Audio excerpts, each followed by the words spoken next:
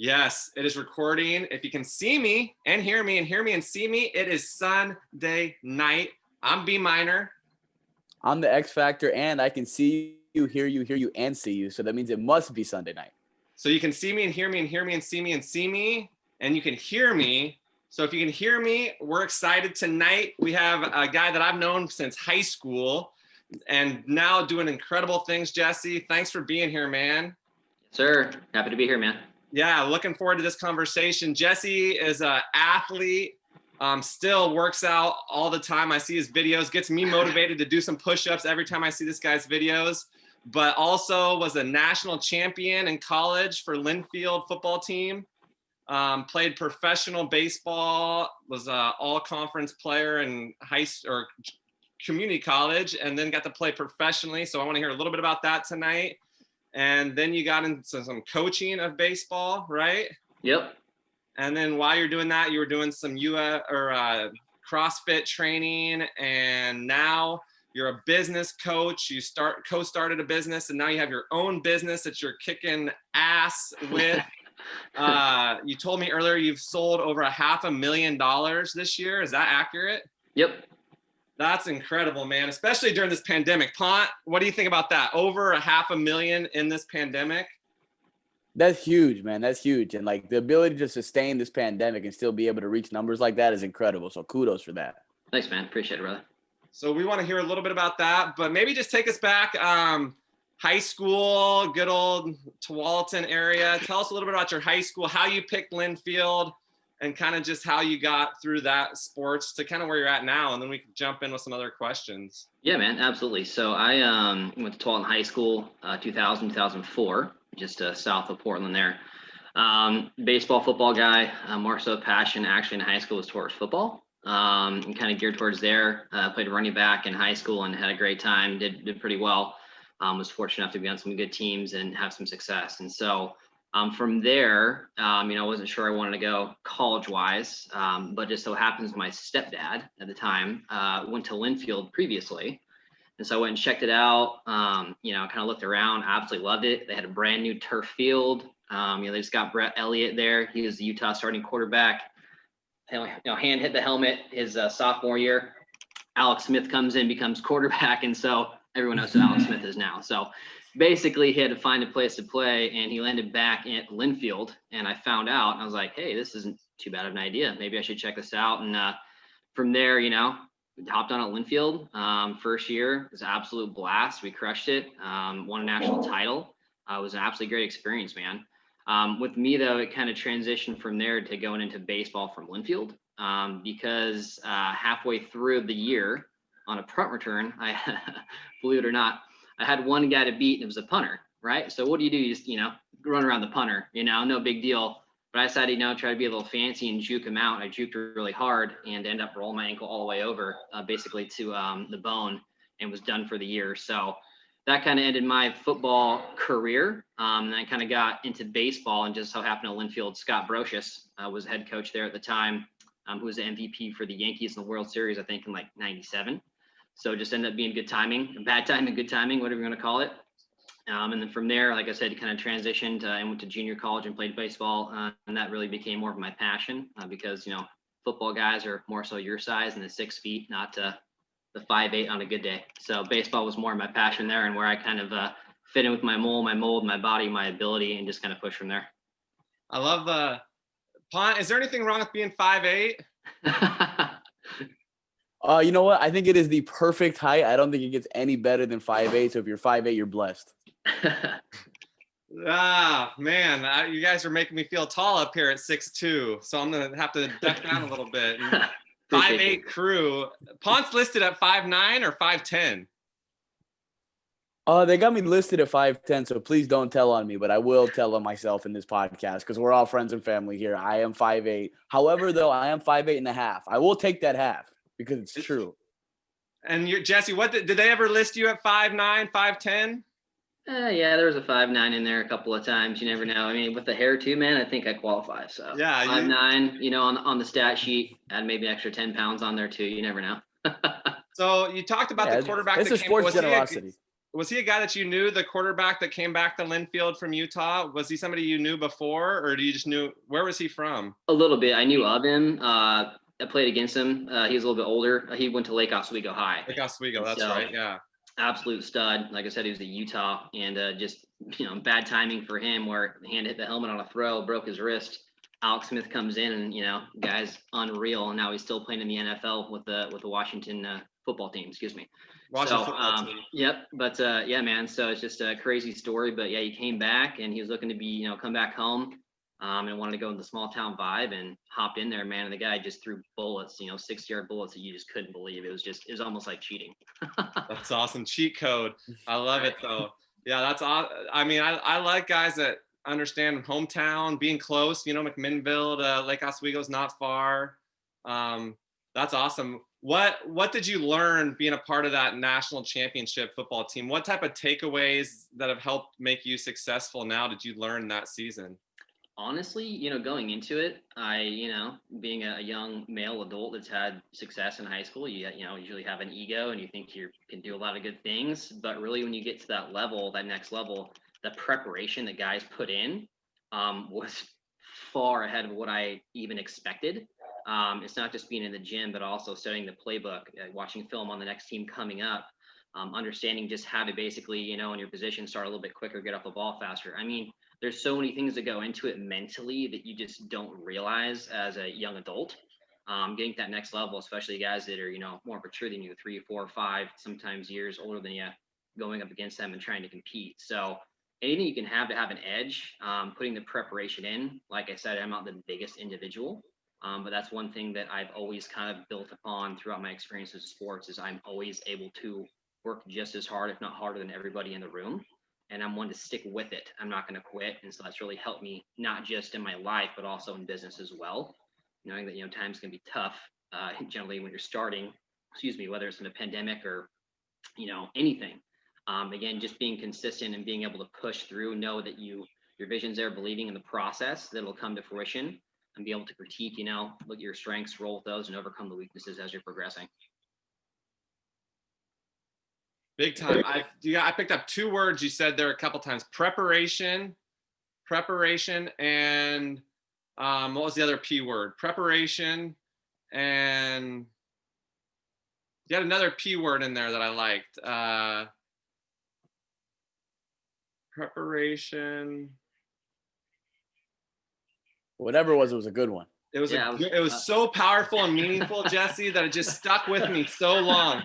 But preparation, I'm gonna think of it too, and I'm gonna come back, I'm gonna get it. But it's one of those, you you get old like me, you guys are young, and you get old and the memory starts to fade. But preparation is the key, and that's something that you learn, and perseverance and pushing through. When it's tough, that doesn't mean you quit, just because it's tough. But success, I'm a firm believer that success is when preparation meets opportunity. Absolutely.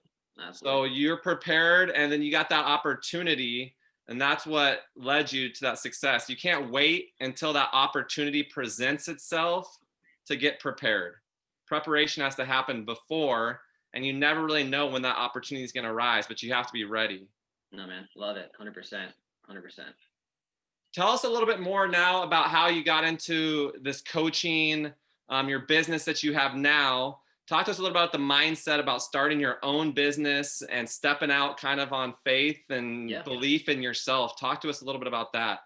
Well, it's kind of what you'd said, right? Preparation and opportunity it's going to come to fruition here throughout the story. So long story short, I started basically my actual just business career, whatever you want to call it, once sports were done, about 2011.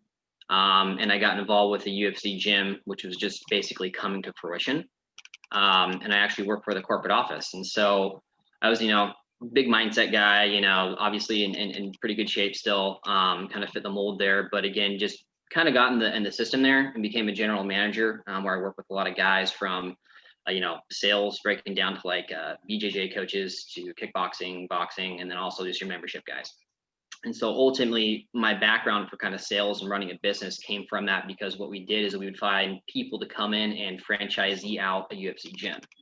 So basically find them a location, and put it into place, get the bid in order, all the gear that they need, and then also find like a general manager, assistant manager, again, all the coaches, and then specialists underneath them to basically run the gym, and then do a grand opening. So basically, you'd have someone like Matt Hughes, right, to come into place. Tito Ortiz, something of that nature. And so somebody come in, big name at that time, or Randy Couture, a little bit older back then, but do like a big blowout where you get every people rolling in, excited, a good vibe, and you try to get that EFT, membership in place, $20, $25, $30,000. That way, basically they're, getting close to profiting monthly with their expenses, and then kind of overseeing it from a process. And so started in Oregon and then did some things in Arizona and Nevada and kind of traveled around because I work for the corporate office, and help franchisees to get going. And so that's kind of where I learned, honestly, how to take my mindset from like sports into more of a professional atmosphere and utilize those skills, that mindset, and breaking down, being able to adapt, understand things, connect with people, and really push forth from there. And so that's what I did for the first part of my career, and then from there I really wanted to move back home, like you said, be kind of close to home, family, friends, whatnot. Just kind of done traveling and exploring out there. I was ready to come back home. And so one of my friends, said, hey, I've been working in the e-commerce sector for a couple of years now. I'm doing sales and I really understand the process. And I basically want to start my own business. Do you want to come in on with me? It's like, sure, tell me about it. And so we talked about it for probably 6 months, a year, and eventually decided to come back, pull the trigger, and we kind of got into that realm of e-commerce, which I knew how to talk to people. I knew how to break things down, make it make sense logically. I'm a big numbers guy, so I reverse engineer a lot of things as far as process goes, but not a lot about the e-commerce space. And so we're kind of yin and yang in those areas, worked pretty good. And we basically started up in a little 600 square foot box where we had cords going all over the place. It was just him and I, and started from scratch. And 3 years later, we were at about $6 million a year, is what we're doing gross wise. And so we're able to build out a team, a business that was successful, and kind of go from there. And that's kind of what led me to that next step. And then starting my own business, we just kind of hit a path where our directions were going, mind, I want to go here. We kind of wanted to go there, and it didn't make sense. And so there's more to it that kind of behind the scenes came to fruition, and we decided it was best to go our separate ways. And this was February of this year. And so basically right at the time where like pandemic wasn't crazy, but it was kind of really kind of coming to fruition before the market really crashed. And so decided to do that. And the next thing you know, it's like, oh my gosh, like, right, the pandemic happened and then things got real. And so it was just kind of like, hey, we're literally, live or die type of mentality, crap or get off the pot, I guess you could say. And so just from there, I knew what I needed to do, doing it for 3 years with, my friend that I did it with, took it on myself and basically molded myself into basically a one-man business, and just kind of went from there. And so ultimately, like I said, now we're in December and about $500,000 in sales, pushing through and starting to add people onto the team and basically build out our own brand. Love it. Process. Second P word is process. You said it again during that, and I'm like, process.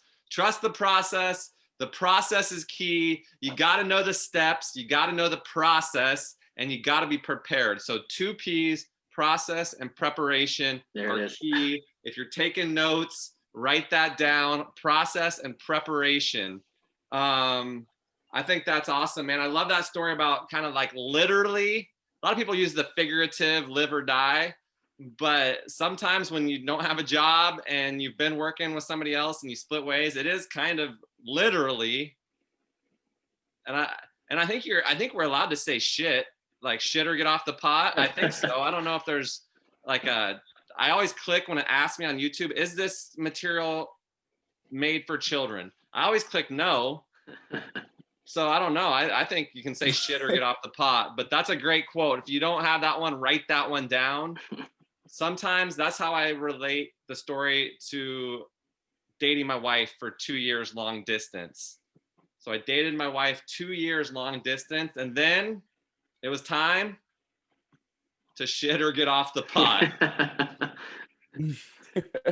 So we do something special. We have a quote of the show. So we always, and I didn't even give you a chance to prepare, but you're a sharp enough guy to pull out some type of quote or some type of motivational message, something that's you like a mantra or something that's helped you be successful, not only in sports, business, starting your own business, crushing your own business. Give us something, a takeaway, a quote, or a mantra or something that has helped you, Jesse. Well, it's kind of every morning, my fiance and I work out together. We have a gym here that we've been able to put together in our garage. And so one thing when we really kind of got digging in, diving in serious, breaking things down is like, I just we looked at each other and I had a shirt on. It says, do the work. And it literally is as simple as doing the work, man. Like, there's every excuse you can make in the world to stop. There's every excuse in the world you can make to not start. But ultimately, you're going to get in what you're going to get out what you put in.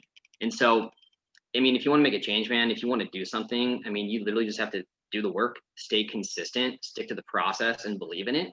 And also, if you have a partner, a wife, a fiance, boyfriend, what have you, having that support system around you as well is huge because, we all have moments where we have doubt. No matter who you are, right? Like, okay, is this right? Should I be doing this? Like, oh shit, like, okay, I only made this amount. What are we doing here? Like, oh, it's pandemic. Like, I just we just built a brand new house. We have a 1-year-old kid. There's so many things going on, right, in life, and everybody has things that are happening. But literally, man, like, if you want something, like, go. I don't know if you can say the F word. Go F and get it, man. Like, make it happen. Like, there's no excuses. Like, no matter what you want to do in this life, we live in America. You have an opportunity to do whatever the hell you want to do. I mean, it could literally be as simple as like, you want to start small. Like, hey, cards are huge right now. Get into card memorabilia. Hey, you got a truck. You know what? Buy a lawnmower and start up a landscaping business. You know what I mean? Like, there's so many things that you can do out there that are not difficult, but there's a need. Like, there's literally a need for every single thing out there. And you'll find a niche for those type of individuals that will come to you and you build that community, that tribe around yourself that believes in you. It spreads like fire, man. Especially if you're passionate, you can connect with people, you have a purpose, it's bigger than yourself. Some people within faith as well. But again, man, I'm going on a rant here, but ultimately, man, like, do the work, flat out, stay consistent, believe in the process. It's not going to happen overnight. If it does, awesome. Like, hey, hit me up, tell me how you did it. That's fantastic. Like, kudos, 100%. It happens sometimes, but be realistic with yourself. Set goals. Once you hit that goal, continue to build upon that. But as long as you're doing what you need to be doing the work, staying consistent and believing in the process, it will come to fruition. Do the work. Absolutely. Do the work. Do it. I mean, it's so simple, but so many people don't do the work. People won't do it, man. They want to cut every single corner, make every single shortcut they could possibly make. And that's why people fail. No, 100%, man. You see it all the time in sport. And that's why I think people that are successful in sports lots of times can translate that into entrepreneurship or starting a business. I've been listening to the 4-Hour Work Week. I'm not sure if you've listened to or heard that book or read that book, but it's all about processes and trying to eliminate meaningless tasks and trying to cut down and automate everything. And the guy's a super successful guy and he checks his email like 1 hour a week and like just has like this schedule where it's all automated. And he's tried to eliminate the need for him to be there in his business. And then once a week he checks his email. So it's a pretty interesting book about that. But I think you're so right that people know what they need to do, but then doing it is the difficult part. And that's where having somebody like you, if you guys are watching, have a business or thinking about starting a business, get a coach. Jesse's going to get you all your information. He's got a group that he has on Facebook, and it's an investment. So it's a write-off on your business, and it can help you, obviously, having somebody who has done it mentor you. And so I think that's something that is important to know is if you want to get better at basketball, what do? You get a coach. If you want to run a successful business, you get a coach. So I think that's a lesson that a lot of people they think, oh, I can just do it. But having somebody to help hold you accountable and show you the right things to do can make a lot of the mistakes that people make, you can get by without having to make them. 100%, man. And to kind of build upon that, I get it. You know, a lot of people don't want to reach out to someone. They want to do it on their own, whether it's ego, it's pride, or just the fact they want to try and figure out themselves. I was like that, to be honest. But again, even myself, I got a mentor as well. And it was the best investment I ever made because ultimately those were mistakes I was going to make anyway. This person already made them. I made my investment to work with that person to give me their time, their experience, which ultimately got me going this way a lot faster. And two, it saved me a shit ton of money in the mistakes I would have made anyway. So ultimately, you can look at it like, hey, do you want to waste, time, which is even more important than money, right? And my money trying to figure things out, and that might cost me 3 months, 90 days, right? And also maybe not being able to close a couple more deals or interact with a couple more prospects or have my systems in place where I'm getting quality leads and losing out on, however many $1,000, 10, 20, 30, 40, 50, or to pay someone X amount of dollars that's going to get me there sooner rather than later. That's made these mistakes, save me time, save me energy, save me money, and give me the roadmap to be successful. Ultimately, like I said, you're investing in yourself. And yeah, I'm a coach. I'm not pitching myself, but just in general, like if you don't work with me, if you need help in those areas, reach out. There's nothing wrong with that. You want to be in a room of people that are all basically just a tier or two, but higher than you are. Not like per se like who you are, but again, just your success levels, right? Let's say I'm making $100,000 a month. This person is making $250,000 a month. I want to know what they know. I want to be surrounded around those people.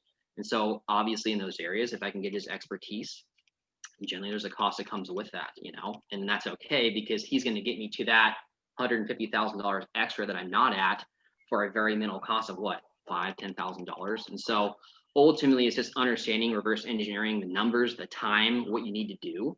And again, just having that blueprint for success that's going to be put in front of you, right? If I give you a vehicle to drive that's proven to go 0 to 60 in 3 seconds, and you're looking for a car to go 0 to 60 in 3 seconds, like it's kind of a no-brainer, right? It is a no-brainer. This is something I heard that I think is really interesting. The time that it takes for you to get that money too.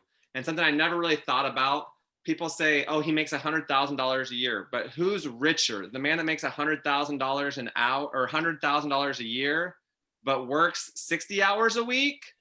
Or the guy that makes $100,000 and works 10 hours a week? Who's richer? Oh, well, they both make $100,000. They're the same. I don't think so, because I heard you say it too, Jesse. Time is more important than money because time is finite. Time is finite. There's only so much of it. You can't borrow against tomorrow. You can't take from yesterday. All you have is today. And that's why time is so much more valuable. And the older I get, the less time I have, which makes it more valuable because scarcity creates demand. And the less of something there is, the more it's worth. If everybody had a big fat diamond ring, Nicole, my wife's ring, wouldn't be worth as much, right? If there's a lot of something, if something's in abundance, it's not going to be worth as much. But if it's limited, if it's finite, if it's scarce, and the older I get, the less time I have, which means my time gets more valuable as I get older. I used to do things for, I'll work out a kid and I was stoked when I'd get $25 an hour. Now I'd rather spend that hour with my daughter than for $25. And that's something that I think people need to think about is quality of life is so important. And obviously you have to have money to live, but if you can make $100,000 and work 10 hours a week, or make $110,000 and work 50 hours a week, I'm the type that I'd rather make $100K and only have to work 10 hours than work way more for just a little bit more money. So I think that thought is something that hit home to me, is that it's not just how much you make, it's how long it takes for you to make that. That's why you want to try to create residual income. You want passive residual income. Am I right? Who can, Pont? You are right about that. Pont's you're a finance major, is that right? Yeah, I'm a finance guy. Well, business administration major, but finance and economics minors. I'm a nerd. I love all that stuff. So he's into that investing, and you had an internship, or he's still working with Northwestern Mutual? Yeah, I'm still working with him. Yep, financial advisor. Nice, man. So financial advisor, that's a concept to think about when not just how much they make, but how hard it is to make that money. If I'm making 100 grand and it's really easy and you're making 150 and having to work 60 hours a week, I'm not trading you jobs. Right. And I think that's something that sometimes people think that money and the amount you make is the measure of success. And mine is not that at all. That's not my measure of success. Pont, we're going to come to you for your quote, and then we're going to come back to me for my quote on what is success. B minor. I have a quote for the pep. So we're coming up on 40 episodes, by the way, which is crazy to me because 40 we started times? this. We're almost 40. Like we're coming up very 39. close on 40. Yeah, like this is awesome, by the way. So I just want to put that out there. And for everybody listening, thank you. My quote this show, and I dropped a lot of knowledge. My quote this show is one on opportunity, Brant, and it's one that you will appreciate. Do the Mississippi Do Challenge. That is my quote. And for the people who don't know what the Mississippi Do Challenge is, which is probably the majority of the people that are listening to this. So my roommate, so I play basketball at DePaul. My roommate also plays basketball at DePaul. His name's Jason. And we made a song. We made a country rap song. But it's awesome. It's great. If you haven't listened to it, listen to it. And we are running a challenge right now on TikTok. And because TikTok is awesome now, I guess. Like, I mean, I wasn't too big on it. And then somebody made a fake account of me and it blew up. And I was like, you know what? There's opportunity here. So I'm going to have to get on here because somebody's doing me better than me. So, hey, that's on me. But so, yeah, we got a challenge going on TikTok right now.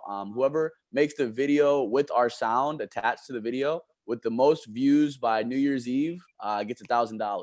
So anybody who likes money, if you like $1,000, I think probably everybody does. Especially, I don't know if younger people, older people, everybody likes money. So, hey, go out there, do the Mississippi Do Challenge. You might be $1,000 richer for it. So do it soon. Do it soon because other people are already getting views. Other people's videos, right? Got a bunch of submissions already, a ton. So, I mean, hey. And how many, you guys have over like 14,000 views on YouTube? Yeah, on all platforms in a week, we had like 25,000. So nice, man. Yeah. Blowing up. Mississippi Do. I love it. Opportunity. You seized it. We're coming up on 40 episodes. I'm working with the next rap / country, kind of that. I don't even want to say the OTR. Is it not what it is? Old Town Road? Not familiar with that song or that. Yeah, exactly. It's the Mississippi Do. Yeah. They copy no you. idea who that is. Sounds like a competition to me. Don't know who it is. I know, no competition. Okay, success. Are you guys ready? Success, to laugh often and much, to win the respect of intelligent people and the affection of children, to earn the appreciation of honest critics and endure the betrayal of false friends, to appreciate beauty, to find the beauty in others, to leave the world a bit better, whether by a healthy child, a garden patch, or a redeemed social condition, to know that even one life has breathed easier because you have lived, this is to have succeeded. Ralph Waldo Emerson is who they attribute that quote to. But just that first part, to laugh often and much, to win the respect of intelligent people, not the respect of ignorant assholes and idiots.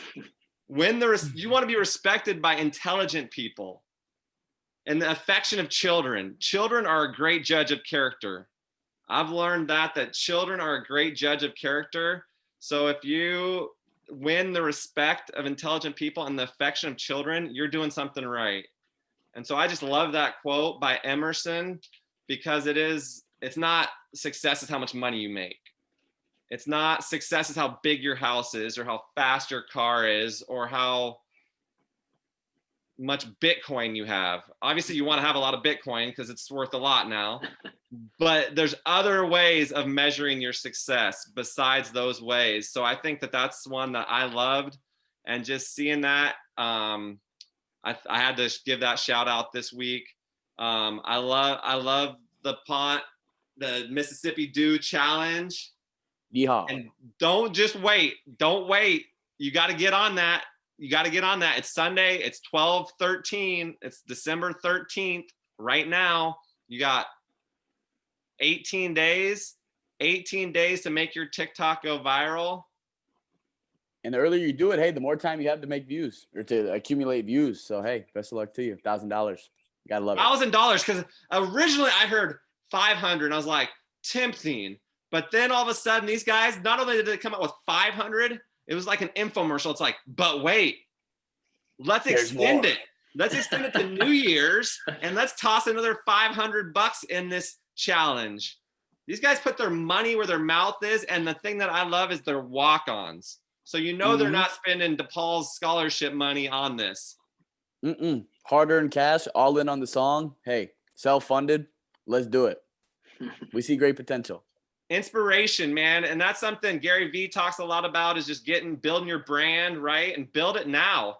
And that's what I love about the X Factors. He's in college, 21, 22. 21. 21 years old. Jesse and I knew each other in high school. Probably fortunate we didn't hang out much in our early to mid 20s. I know I had a lot of fun in my early to mid 20s, but probably better for my health that I grew up a little bit and kind of stopped consuming as much alcohol and grew up a little bit. But I did have a lot of fun in my 20s.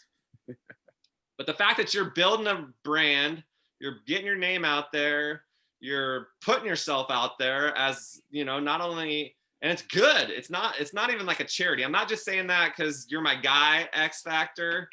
It's actually pretty good. It's kind of catchy. It's got that little bit of rhyme. It's got that flow to it. If you guys don't know, now you know. You can check it out on YouTube, the website, Mississippi Do. Just like it sounds, just like in the early morning down south. What do you get on the blades of grass? But Mississippi Do, baby. Mississippi Do. Do it now. Don't wait. Don't hesitate. Don't procrastinate. Whoa, what was he gonna say? Celebrate. Do celebrate. Do celebrate. A lot of bait in there. A lot of bait. You were trying to set me up because you know how I like to rhyme all the time and sometimes just go with the flow. So I don't know. We're about to wrap this up. So here we go. We always end this way, Jesse. I'm a walk-on. My man Pont is a current walk-on at DePaul. So he's 5'8", and he's playing Division I college basketball in the Big East. Absolute fire, dude. I appreciate it, man. I don't take a moment for granted. I love it. Absolutely. So we're hoping to see him on the floor this year. We're hoping to see his team on the floor, and we're hoping to see him on the floor. I pray. We're hoping there's a chance. You'll get a uniform. And Jesse, this is cool. He's got 1 point more than most people do at the Division I level in college basketball. I have one more college basketball point than LeBron James does. Hey, man. Absolutely. That's a stat right there. 100%. And Kobe Bryant. Kobe Bryant and LeBron James combined, right? Combined. I will take that, and I will tell everybody until the day I die.